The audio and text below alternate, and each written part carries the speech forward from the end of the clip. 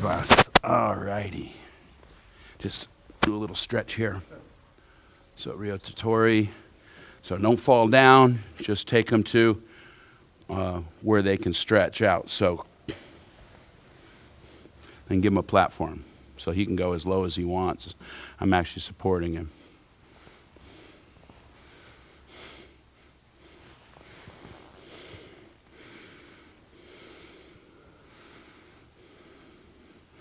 Okay, a little static work. So I'm watching. Don't break your own posture doing this. Same thing we did last night.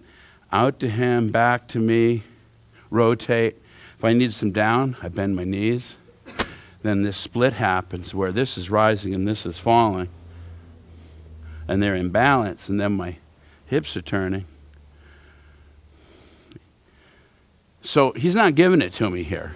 I mean, it's a stretch exercise, but you know, if I'm screwing up, he really shouldn't move. So I have to touch him, then bring it back to me, drop my weight on top of him. So if he were pushing up here, my hand isn't going to come up. Right now, if he kind of hangs from my arm, he's got support. I'm just in this position. My up and my down are balanced. So don't break your posture doing this. Just rotate.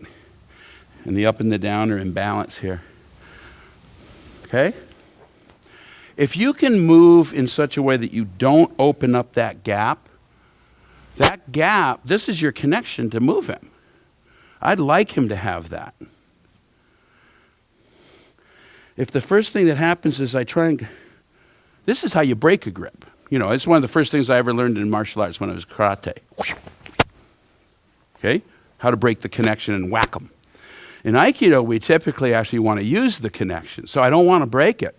So if he gives me that nice grip, I actually want to roll this and drop weight on it. And you see how that gap isn't opening up? I would just as soon...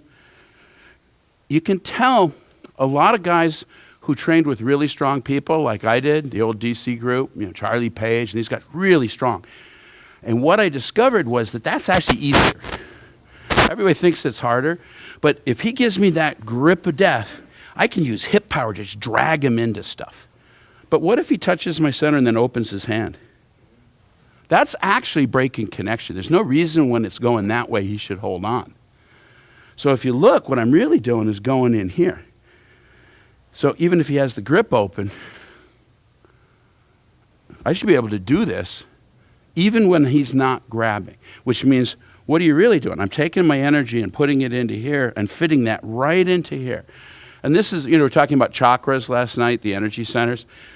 This is a big one. You know, if you've seen Buddhist and Hindu statues, very often there'll be a wheel there, which in Buddhism has a certain significance, but this is an energy center. And if you train with Gleason Sensei at all, he talks about the 5 elements, you know, that are huge in Chinese and Japanese stuff. Fire, water, earth. Earth is where the energy is coming out of that palm and you're resting on it. Okay? So when he comes here, I'm going to fit this just like a ball joint right into his palm and create the rotation back here. And look what I get out of it. And there's very little stress at the point of the grip. So if you're putting your energy here and if he's strong, which he's really strong, and you're feeling a lot of pressure on the fingers, even if it works, basically you're muscling it. I just want to take it and move him with my center. Kind of the same stuff we were talking about last night. Thank you. See what he's doing? What is this? I believe that in law enforcement they call this a gooseneck. Aikido we call it some sort of Nikkyo variant. So if he decides to grab me, but he doesn't want to lift his elbow, he lets it break there. The problem with it, this has no function now. Once you break that grip, break the wrist like that, you can't stop the strike.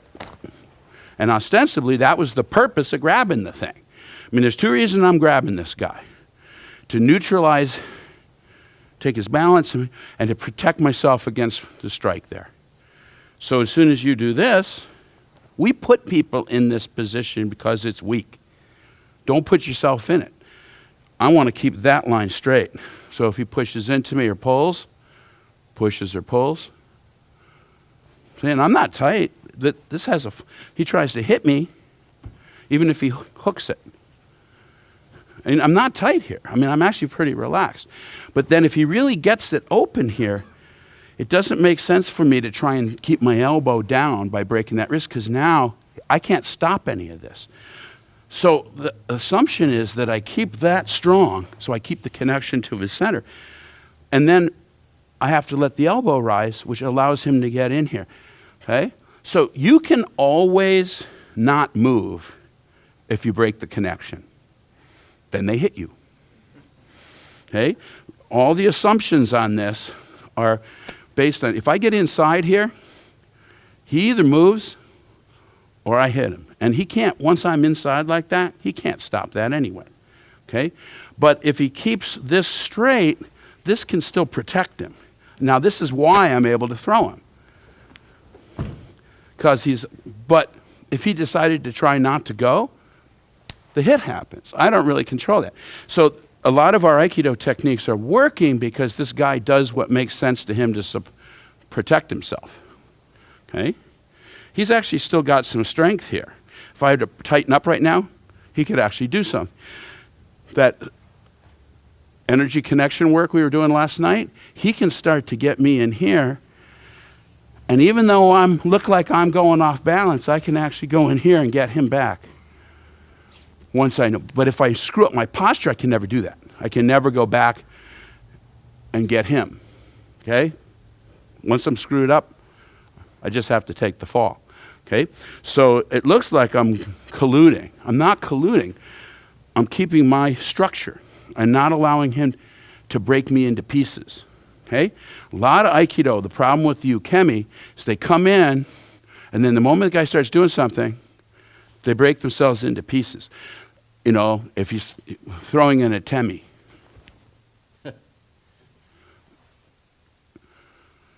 No martial artist ever opens his throat up like that. Only Aikido people. Okay? That's one of the things that'll get you killed. Okay? So, real people who do striking arts keep their chins down. If it's going to hit me, they'll roll with it. They never do that. So the problem with this is, even if he doesn't hit me in the throat, when I go to take my fall, I put my structure in a situation where taking the impact of the fall is actually starting to put some real stress on the body. Whereas if this was integrated and strong to begin with, when it's time to take the ukemi, I just rotate my body and take the fall. And it's still integrated and strong when I hit the mat. Does everybody see that? As opposed to, you don't want to break your structure into pieces. That whole unbendable arm thing we did, that's actually unbendable body. Okay, Sensei used to have us lie on the floor, get two people to kneel down, two other people would come up and one would scoop your feet and one would scoop your shoulders. And if you extended energy out your head and out your feet, they'd pick you up and put you right on top of those people. And you'd sit there. Then you'd have people sit on you like you were a park bench. And you can hold one or two people up just with your extension. So that same thing you did unbendable arm, you can do that with your whole body. Which means that if you're starting to disintegrate, it's not because they did it, because you did it. You have to let somebody break you into pieces like that. And that's one of the things that should be addressed in our Aikido. If we're going to make it better, we got to fix the ukemi so that you're not doing unhealthy things. And martially, you're not just going, people are training themselves to lose in Aikido as the uke. It's like, oh, I'm supposed to fall over for this guy. No one's really going to do that. Okay? So part of it is learning to keep your structure. If he gets it, I'm moving together. Okay? The whole thing moved. I was still pretty integrated there. I didn't fight him, okay, but I'm still integrated. Does that make sense? Okay? So, exactly. This is still somewhat strong. And that's why you're up.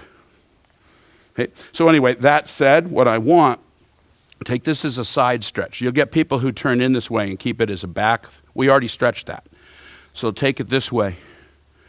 Okay? Let that elbow come out. Do not break that wrist. You see that habit? Every time you do, I'm going to whack you. Okay? I was doing this for your own good. Okay? So then take this and stretch out your whole side. I'm just taking his elbow and kind of extending it out there with my hips. And he takes as much of that on this. Get those lateral obliques all stretched out. You get somebody this strong who grabs you and you try and move it, they say no. Okay? So this stays neutral. There's nothing happening here. It's just going to rotate. And there's some secrets to this. If you align your middle finger with their forearm, the middle finger is the one that lines up with your bone structure. Okay? So so if you line it up with theirs, you've lined up your two bone structures. Okay? So then you take your thumb and your forefinger and you rotate it around the middle finger. But there's also, if I want him going up, I need to go down. So the way the internal power guys, at least Dan Harden Sensei talks about it, try and visualize your shoulder being below your elbow and your elbow being below your hand, and then start letting this rotate. And if everything back here is dropping, this naturally floats by itself. And once he's up like this, the elbow enters in. You don't push the hand, you take your elbow into him. So eventually I just get to the point where I can do this. So I didn't actually move the hand. This just rotated. It's like there's an axis this way, an axis this way. Everything back here is dropping, so he gets lighter and lighter and lighter and lighter and lighter and lighter and lighter and lighter. And then when I go down, this stays up. And this drops. So when you get everybody up here and they try and push the guy over. And even though he's all screwed up, you see I got him? But as soon as I push, he gets strong again. This is what we were talking about last night. Here he is. If I had him stand in that position, he'd actually have trouble staying up. Okay, if he was by himself. Because, we saw just trying to stay. Last night we had somebody stand on his foot, and you saw how much trouble he had. And then when I touched him, he actually got more stable. So once I get the Kazushi here, in fact, if I'm pushing here, I'm helping him. So instead of thinking about pushing him over, once you get him screwed up like this, feel like you're wiping the hand down a wall. So when I drop, my hand just wipes down the wall. I don't need to push him over. Once he's tipped, I just drop on top of him. Gravity takes care of the rest, which is why, if you felt, Doug Sensei here, grab the fingers. You know how strong he is? I need to be able to run this right in here with my fingers. No more effort than that. If you think I could muscle that with him, you're out of your mind. He hasn't grabbed you yet if you think that. When you grab somebody, where are all the little muscles? The little guys are all out here in the grip. Bigger, bigger, bigger. Big, big, big. Okay? So if you put your grip in contention, the muscles in your hand in contention with all these big muscles, guess what breaks first? The grip. Okay? So if he starts running this rotation here, so around there, use your hips, move, push your elbow down, let the fingers rise. So if I make this stiff, then at some point this is going to break. I need to make the bigger muscles relax so that I can keep that grip. Now, you see how your elbow's up? Yeah. Put it down and push it into me. No, just let it flex. Just push the elbow right into my side. See, you're still pushing. Letting go there is not a good idea. Bad things happen. Okay? So once I get you up, then the elbow can come in. But I have to flex. If I'm stiff like this, right. See how I'm pushing you? Right. I don't want to push you. This is neutral. Put all your power right here. Oh, don't let me move. I'll move right around that whole thing. I'd like to be here. Because now there's two strikes. There's an elbow strike and there's a... Okay? You haven't used your other hand. I haven't even committed that one. Okay? That one's covering the other strike. See, so if you were inclined to be hitting me there, I've already covered that line. You see what I mean? So you see his wrist go? Well, all of a sudden that grip has no function anymore.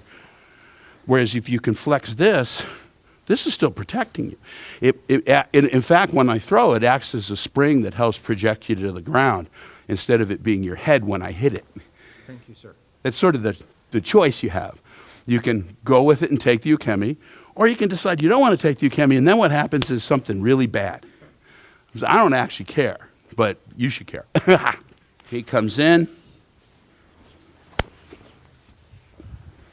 Now he can start rolling.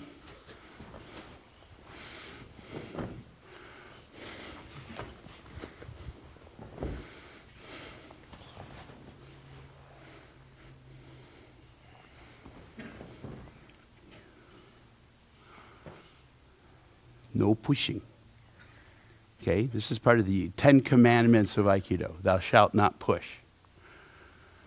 Not pulling either, just rotating.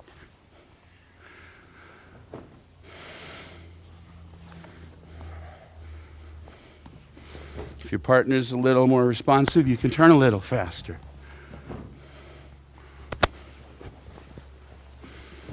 So now the turn sucks them out. And this is extending in. So we were talking about the balance of forces, the out and the back being in balance. So if this is out to him, but this is going this way, the contact point's neutral. He just rotates around it. So there's no pushing or pulling, just rotating. Give it a try. There you go.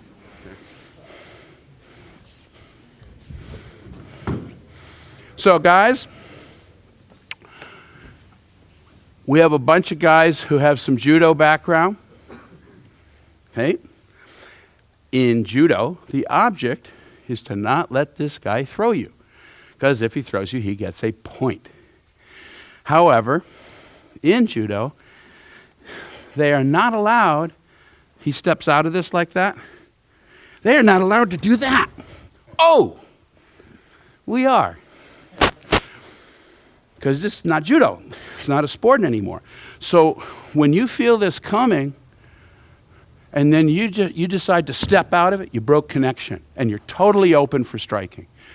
Doesn't matter in judo if you break connection like this, because the guy's not allowed to hit you. But if I turn away from you and step out like this, especially if I step like this, he can kick me. He can take my knee out. He can do all sorts of stuff. Okay? Watch mixed martial arts. Watch the UFC. Tell me you'll ever see a guy turn like that away from his partner. Not when it's a striking art, they don't. You're going to keep frontal. So actually, when he runs this, what I really want to do is think about this connection. And when he runs this, I'm looking for this, and then if he has it, if he's drop that elbow, then I'll take my fall. I'm still looking here. I'm still covering. And if you're very good, there's a point where as he gets this, maybe I could do that. I actually, when I run this technique, I actually have to watch out for that kick, which means if you watch, that's why I'm in here. If you're pushing them over out here, they can kick you, even as they fall. You got a capoeira guy, right in the middle, or a Sistema guy, right in the middle of their fall, that foot comes up and kicks you upside the head. You go, wait a minute, is that legal? Of course it is, if you're flexible enough to do it. So not only do I have to tip him, but I have to stay inside. So if he starts stepping out from me like that, I'm going to move right into that spot and stay inside. And then look at all the strikes that are inside these things. See that hand? He lets that go, that's the ribs. I got the head, okay? So if he keeps this, though, as I move in, then I can make it a throw, and he can take the fall, and everybody's nice and happy, okay? All of these throws you see in Aikido, the way Saotome Sensei taught us, every throw you see is a strike I'm choosing not to do. If you approach it that way, you keep a lighter touch, because, striking, you're not going to, you're doing this, I can throw you. You're just going, boom. So same with weapons. If I think of this as weapons-oriented, much lighter touch idea. That's what I needed. Do I need to throw the guy? I need to open him up and cut him with my knife.